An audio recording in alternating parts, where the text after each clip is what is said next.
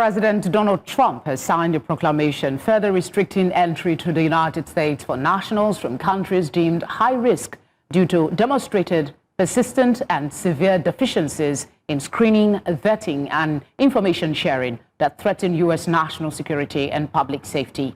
Among the 15 additional countries newly subject to partial restrictions is Nigeria. Trump had earlier on October 31 declared Nigeria as a country of particular concern in response to allegations of a Christian genocide in the country. The proclamation continues full restrictions and entry limitations on nationals from the original 12 high-risk countries: Afghanistan, Burma, Chad, Republic of the Congo, Equatorial Guinea, Eritrea, Haiti, Iran, Libya, Somalia, Sudan, and Yemen. It also adds full restrictions and entry limitations on 5 additional countries: Burkina Faso, Mali, Niger, South Sudan, and Syria. For this conversation, I have in the studio with me a policy expert, Lekan Sote. Did I get that? Thank you very much for being here with us tonight. I want to start with your viewpoint as a policy analyst. How credible or justified were the concerns raised by the U.S. government at the time, particularly around data sharing and security protocols? Well, you probably have heard during the Jonathan administration that some military officers from America came to join us. And while they were talking about strategies, before they went and to attack the insurgents, they saw them wearing masks, gas masks and all that, meaning that somebody was leaking information, you know. So it's like you're not too sure of how much you can trust Nigerians when it comes to sharing information between the Americans and our soldiers. Okay, what response do you think Nigeria, the government, will put up to these current limitations that we'll have to face? Well, let me flip that and say that why is America doing this at this time? 2 weeks ago, or last week, Riley Moore and some other congressmen were here on a fact-finding. One, they interviewed victims of terrorism. They visited IDP camps.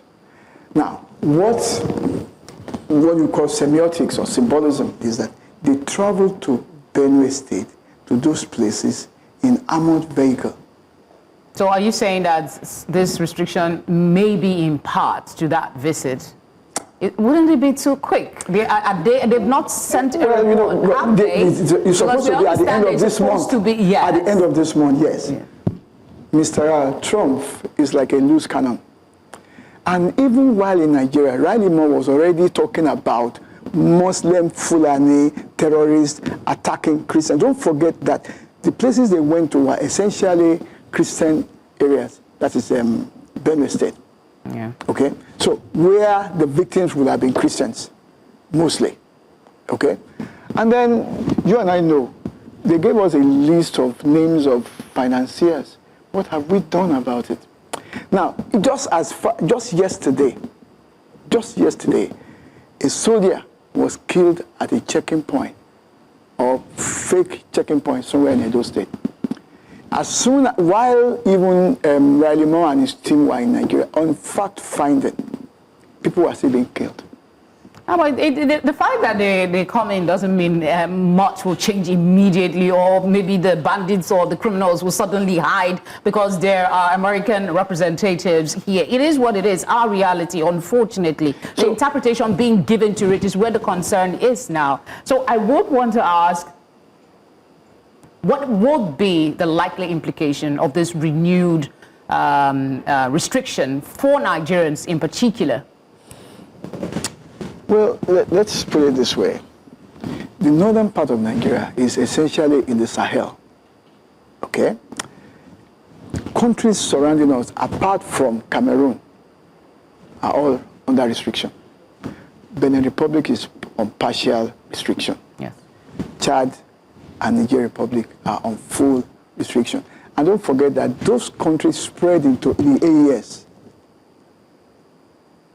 Do you understand? Mali, Burkina Faso, and yeah. So, and the religion, the language, even the skin color, the look of the people of northern Nigeria look like those people.